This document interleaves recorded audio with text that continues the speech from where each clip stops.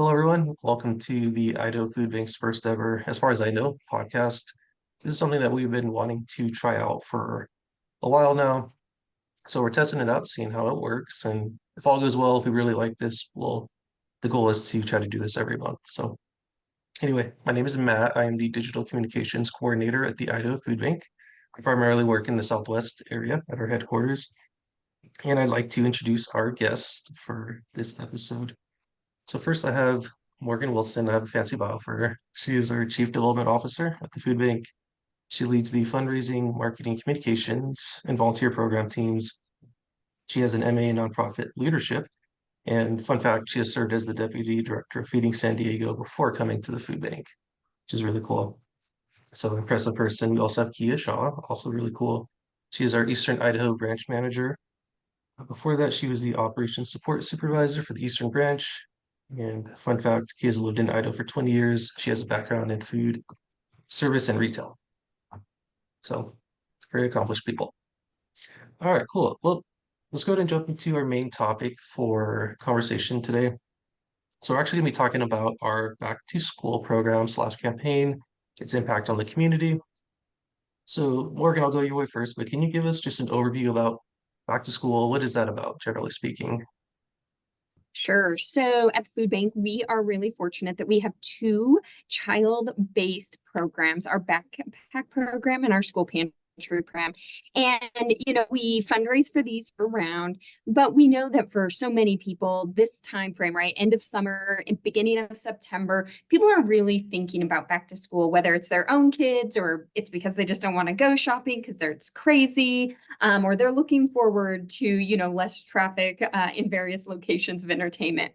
But we know that back to school is a big time. And so we run a back to school campaign in August and September that really focuses on raising the necessary funds for a children's program all year. And I'm sure we're going to talk a little bit about those programs, but this is a great kickoff. So many of our kiddos struggle during the summer. We do our best to point them to resources, but the summers can be hard when those free and reduced price lunches aren't in place. So I know that it's an exciting time for a lot of our kids to get back to school. Yeah, thanks, Morgan. So we'll definitely talk lots about the program specifically. You mentioned both the backpack and school pantry. Kia, can you tell us a bit more about the backpack program specifically? What is that about? Yeah, absolutely. So our backpack program is designed to send kiddos home with food over the weekend. Because like Morgan said, during the school year, we have that free and reduced lunch program. But just because kiddos are going home for the weekend doesn't mean that there are resources there for them. A lot of the times parents are working one or two jobs, and so children are left to fend for themselves for when it comes to food. So the food bank purchases specific items for these backpacks that include two breakfasts, two lunches, two dinners, a handful of snacks, and some beverages. So that way the kiddos can have this food over the weekend.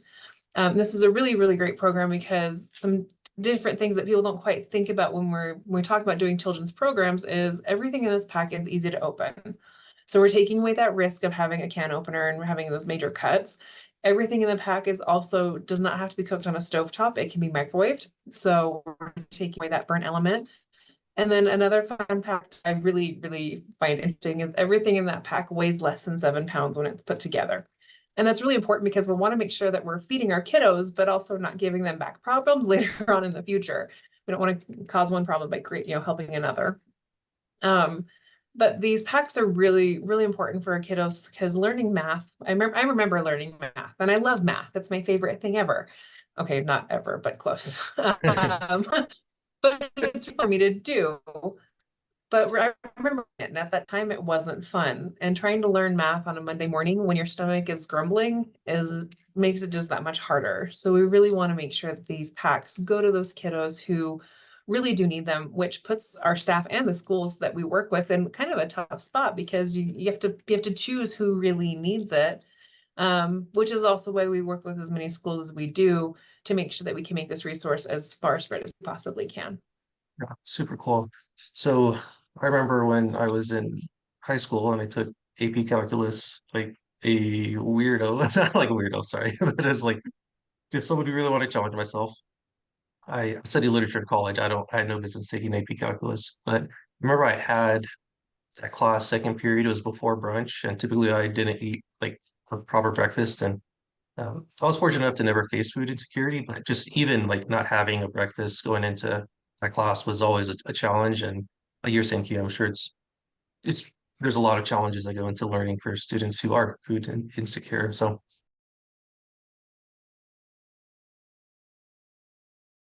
the backpack program menu is overseen by a registered dietitian on our staff, who goes through and tries to balance all the things that Kia was talking about. So it's about meeting the meals that we're trying to fulfill over the weekend.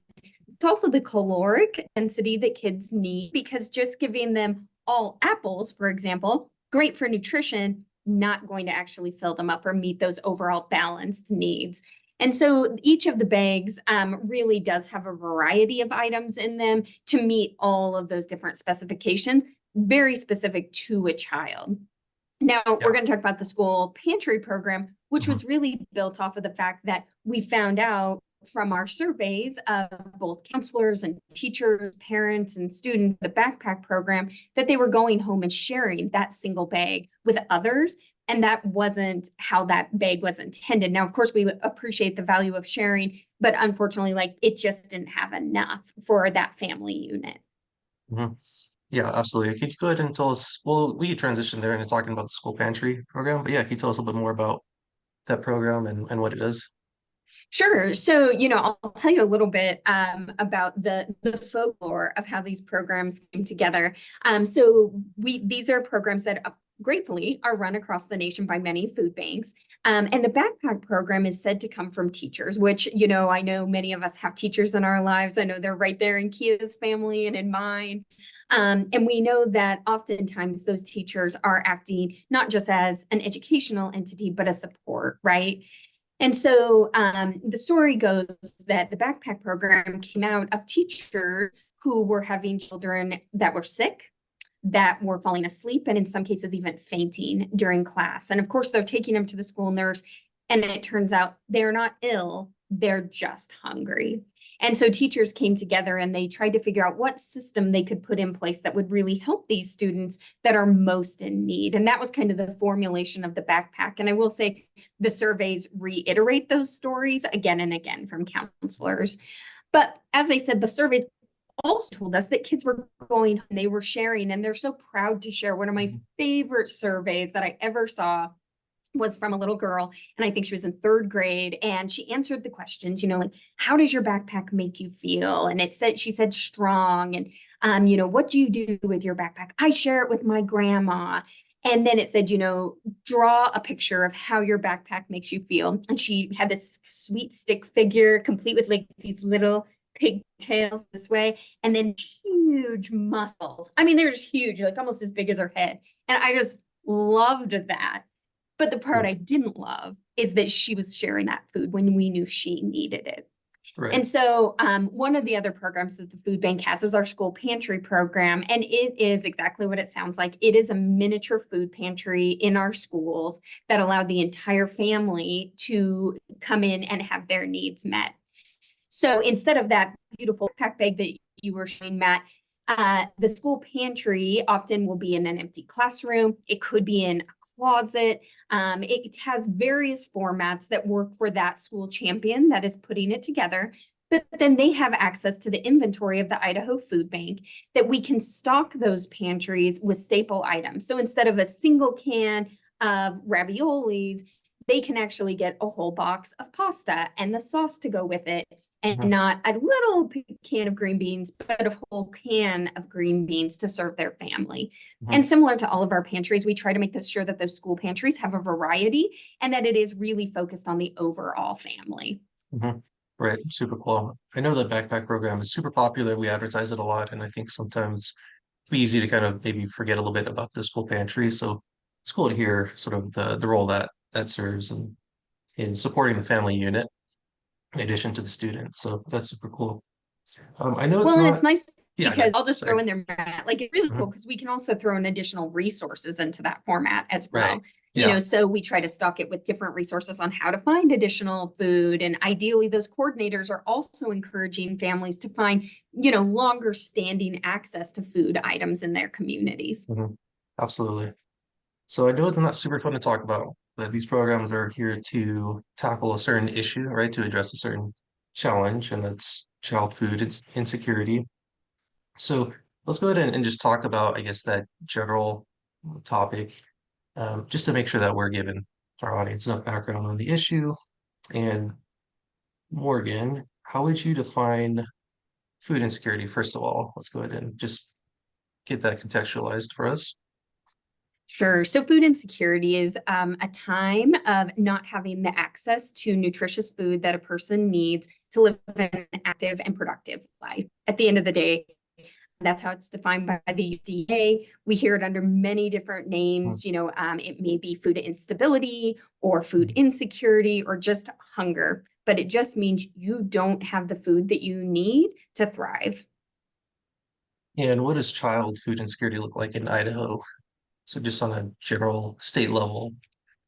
Sure. So overall food insecurity, based on the most recent study, which would be the Map the Meal Gap report from Feeding America, about 11% Idahoans are considered food insecure. Unfortunately, 14% of our children are considered food insecure, meaning that there's days where 14% of our kids don't know where their next meal's coming from, or they just don't have enough to feel energized to go through their day. Right. Yeah, and that rate is also going to vary by county, right?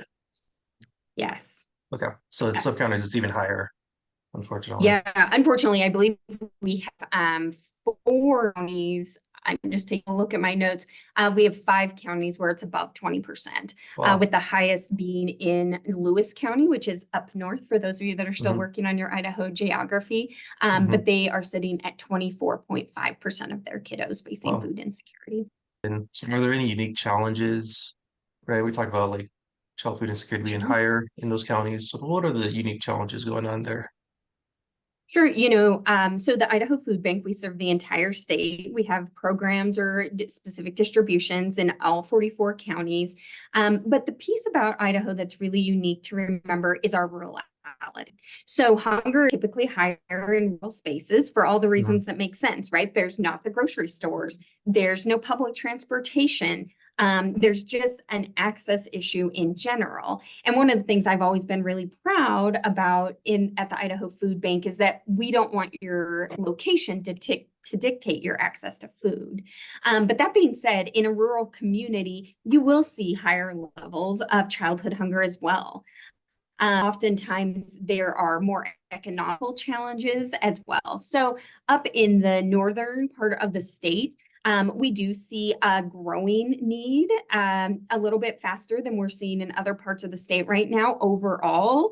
And that really has to do with the increase in cost of living. We have housing that's no longer as affordable as it used to be. We have transportation that is not accessible for those rural areas. And unfortunately, we're just not seeing the significant job growth that might be necessary to support those communities. So we're hearing from a lot of our partners, and we'll see how the school year starts. But we are hearing that they're seeing new families coming in for help. Right. Okay, that makes sense. Thank you. Kia, how have you seen child food insecurity in the eastern region? So you're in Pocatello specifically. Are there any unique challenges or obstacles going on there that affect child food insecurity?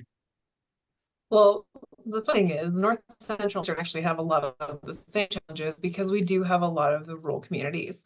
Mhm. When you live in a very dense population, you have more resources that are available to you. But when you live somewhere like Custer County, where it's a huge land county, but very far in between population, it's very hard to get food there, even for a regular grocery store. That's if there is access to one. So those everyday resources that you and I take for granted are pipe dreams for a lot of our communities that we're feeding, we're working with. But really, it's having those champions in those communities that's what makes this possible, makes this doable. One of the fun things that we get to do, and even in the branches we get to do as a general, is we get to go visit a lot of these places and learn from our communities what their needs truly are. And like Morgan said, we've had families throughout the entire summer, or pine trees, excuse me, through the entire summer say, wow, we're seeing a lot of new families. And I was actually visiting one of our communities up in Custer County about a month ago. And one thing that they were talking about is that they have a lot of families moving into the area because it's so expensive to live in places like Idaho Falls or Boise or even Pocatello.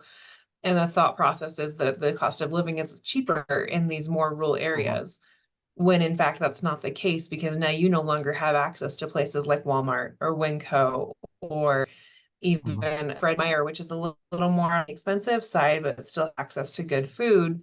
Now you're going with dollar stores and convenience stores that doesn't have the fresh produce. They don't have the meat. And what they do have access to is highly processed most of the time.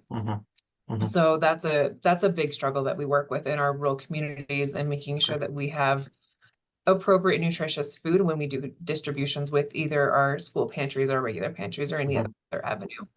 Yeah, that makes sense. So we know Yeah, it's also, pretty crazy. yeah, good, Morgan. Good. No, Sorry, I go was ahead. just saying, it really is crazy when you look at like those overall numbers.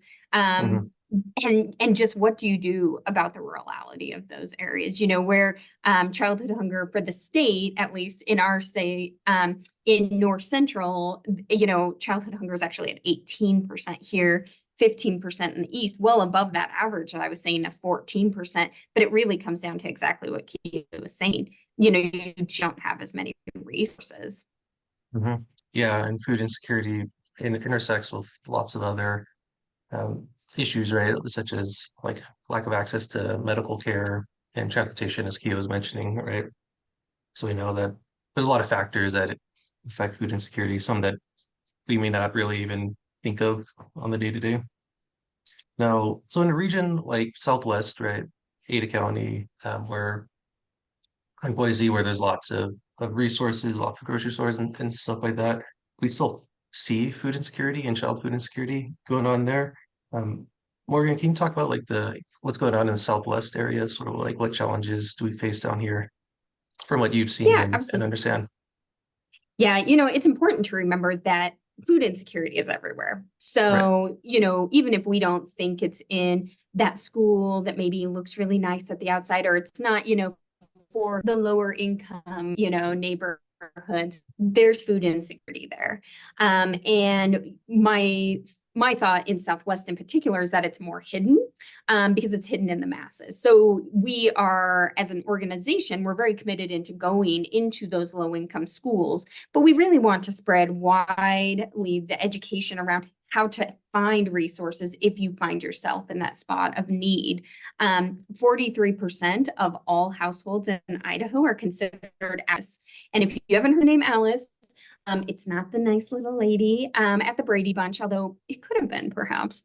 But Alice is asset limited, income constrained, employed. And so these are individuals within, or excuse me, it's households that have people that are working, but they can't afford all of the necessities that we're talking about: rent, one car, gas, utilities, childcare. These things all add up.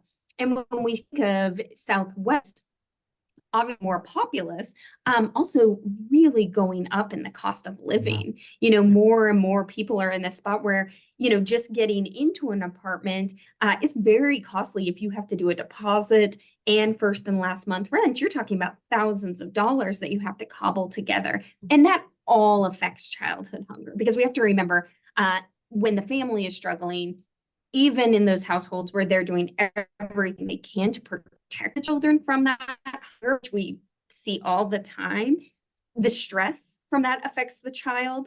And over time, even that small lack of nutrition, of not getting the balance that they need, can have long-term impacts. Yeah, absolutely. So it sounds like these families face difficult choices, right? Between paying this security deposit on a really expensive rental or feeding themselves, right? Medication versus food. And so, yeah, it sounds like a lot of people are in very difficult positions with the way things are going right now. Um, Absolutely. so thankfully, the Idaho Food Bank, we've done quite a bit to support child child hunger. We've actually updated our latest impact report for our children's programs. And Kia, I'll go to you first. If you had a chance to look at the impact report, but can you tell us just some of the key takeaways from what we've been doing to Yeah. really address child food insecurity? Absolutely. I mean, when we're talking about 14% of the state of our child population being food, facing food insecurity, realistically, that's, in the 60-ish thousand number, if I remember correctly, Mhm. for our total population. Well, when you look at our impact report, for what we're doing, it looks like a drop in the bucket. I mean, with last year when we had our backpack program for pantries, it was just over 64,350 bags that were distributed across the state. And mind you, these are bags going home with children, usually the same child, every week. So it's a little over 1,300 students that were able to be impacted by the by the backpack program. And yeah, that's not a big drop in the bucket, but it's a drop. And it's one that is being made diligently every week by not only the food bank and our staff, but also the schools and the champions that are in these schools running these programs, making sure that these students have what they need. But then when you look at our school pantry program, and it was over 12,000 families that had been served through the school pantry programs across the state, that has a longer lasting impact than anything ever will, because again, we have access to not only that shelf stable product that is in the backpack, but also that nutritious product, the perishable product that is needed to really build a healthy body and a healthy mind for our students who are trying to learn, and for those families and taking that stressor away. So again, key takeaways, our work's never done. We can't do this work alone though either. We really do. I mean, the Idaho Foodbank purchases all the product that goes in those backpacks, the majority of the product that goes into a school pantry. We can't purchase that product without fantastic donors supporting the work that we're doing.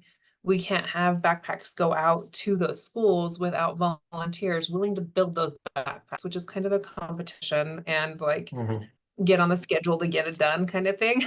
So, which is always fun to do. But then we can't have school pantries and we can't have backpack programs in those schools without champions there willing to run those programs. Our teachers and our counselors and our administrators are to the gills busy with work. They are overloaded and their plates are extremely full and overflowing. But there's always somebody willing to take on this program in these schools, and that has the big impact because that person's boots on the ground, working with these children, working with these families, making sure that they have what they need, and constantly giving of themselves and their time and their efforts. And the way they give these backpacks is really fantastic because it's very discreet. As much as we love children, perception is everything. And if somebody perceives something wrong, it can go the wrong way really quickly and turn something really fantastic into something really ugly, which is not ever what we want to do. So these counselors and the administrators really work very hard to discreetly distribute these backpacks to these students, so that way they can take them home without having any fear or shame or anything like that. And I have one thing to say again, like to that I say to every child group that comes through here for a tour or anything: we're all going to need help at some point in time in our lives. We don't need to make a big deal about it when we see it needing. We don't need to all we need to do is continue to love those people that need help and assistance, because that's all we need to do for them. We need to love them and be there and support them, because I guarantee you someday we're going to need it too. Absolutely. Yeah, I really appreciate that. It's really addressing that what can be a social stigma, it seems like, against reaching out for help and food insecurity in particular. So, Morgan, what were some key takeaways that really stood out to you in this latest impact report for our children's programs? Well, I think like you said, we would love to do more. We have 38 school pantries across the state now. We served over 64,000 backpacks. And we're excited to be going into a time of planning. We're entering into a strategic planning phase here at the Idaho Food Bank to really understand not only what the need is, but what do communities need? Because as Kia just did an outstanding job of doing, is that we don't do anything alone. So what is one tool for one community, which maybe it's a school pantry, maybe it needs backpacks in another community, and maybe in another community, it needs to be our mobile pantry program, which is where we take in a truckload of food and we provide families with food from there. We really want to meet communities, including our schools, where they are, and that means adapting to the tools that are best for those neighbors in need. So for me, what really stood out is, wow, what an impactful year. Huge thank you to our donors that make it happen year over year so that we can help kids be healthy and get the education they need. But I think what also stands out for me is what do we need to do for those places we're not serving? What are those needs in the communities? An interesting thing that's happening in Idaho is we have a huge number of school districts that are moving to 4-day school Mhm. day weeks, or four day a week Mhm. school weeks. And that's interesting, right? Like there's a lot of pros to that. There's also a lot of cons. What's happening with those kids on the 5th day? Where are they getting the food from? Mhm. Now, instead of, 2 days worth of food, those backpack kids would actually need 3 days worth of food. And so these are the conversations that maybe we don't have the answers to yet, but we're asking the questions, and our aim is to partner with those communities in a way that really helps our kids. Yeah, absolutely. So that's also a good segue to my next question. So talking specifically about that community response, so I really like how Kia talked about the champions, right? She specifically used that word. I think it's a beautiful way to describe it. The people, the volunteers, the school counselors, teachers who really support children um, as they sort of face food insecurity. And Morgan, how have you seen communities respond and really rise up to address child hunger in either the North Central or Southwest areas? Just, yeah, what are some things that you have seen in terms of that community Oh, sure. response? Oh my gosh. Well, gosh, I will tell you, I've been in hunger relief quite a while now, as you said, Matt. This is my second really big food bank. And it's the people that keep you there. It's the helpers. I think it's Mr. Rogers that told us all to look for the helpers in the world when things get scary. And that I will just tell you, particularly around kids programming, we see so many amazing helpers, people that are going above and beyond. I have seen moms come and help their, champion from the school by picking up food and taking it back to the school pantries, right? We see amazing volunteers. Here in North Central, I've seen some really awesome partnerships created where we're working with an alternative high school, where these kids are at higher risk already. They are going through many challenges in life. But I've watched our nutrition education team go in and provide cooking classes along with the school pantry. And then those kids have come in and they volunteered and given back their time. Like, that's an amazing story. That's what we want to hear. Just as Kia said, that's the full circle where, yeah, maybe you need help now, but what kind of community advocate are we putting out there when they come in and volunteer and they do that later on? So that's right here in North Central. Say in Southwest, I've seen awesome stories of where they're creating hubs, where a school maybe started as a school pantry, and then they recognized there were additional needs in their community. And so now, in addition to the school pantry, they're hosting clinics, so Delta Dental might go in and look and do, I think they call them like smile clinics, Yeah, I but think where so, they do something like free that. clinic. Yeah, they do free Hmm. cleanings, and then they give the kids toothbrush kits. And Hmm. some of those same centers are bringing in, teams from the county, different resources that all look at how can they uplift these families so that those kids and the full family unit doesn't need that assistance anymore, right? Because Hmm. they're back on their feet. So I Yeah. think the ones that really stand out to me are the places where people are thinking about providing the food that people need right now, but also how do we surround them with resources, Hmm. not by doing it ourselves, but by connecting with other resources to lift those kids and families up. Right, yeah, super cool, especially when you think about how food insecurity is so interconnected with other issues and really addressing, trying to address these other challenges as well. Yeah, that makes a lot of Yeah. sense. Kia, how have you seen any cool stories of community support going on in the Eastern region? Yeah, I mean, very similar to one Morgan just talked about when we're talking about creating hubs. We have a community here in Southeast that is very farm driven, migrant heavy, with their population. And the school district had a building that was in their possession, but not really used for its intent anymore. And so they actually did create not quite a community school, but almost a community school. Their long-term vision is to really have it be that community school that has the food pantry in it. But they also worked with one of our very great donors here, Idaho Central Credit Union, and they go in and do financial classes with the families. they do have clinics. Sika is part of that, and they have health clinics and they have other resources in this building. So that way those families and the children can have that appropriate access to what they're needing. And it's just really fun to hear stories out of those populations where it's just, I didn't know this was here, or I didn't realize that I had access to this, period, because we do live in a world where it can be a little scary to ask for help, but when we have these fantastic places and these wonderful volunteers who just want to love and support in their communities, like that's why we do what we do. I say it all the time that nonprofit work is addicting, and that's things like this that make it really addicting. Yeah, totally. It's true. Oh my gosh, I just have to tell you guys that I just met this gal who's a backpack coordinator out of one of our really rural communities in North Central. And they just call her grandma. She's like, oh yeah, they used to call me the backpack lady, but they told them they should just call me grandma. And so every Friday they go see grandma and get their backpack bags. And it's just awesome people like that. They're like, oh my gosh, that's amazing. Like, what a feel good moment of the week. Yeah, that's super cool to see those relationships form for sure.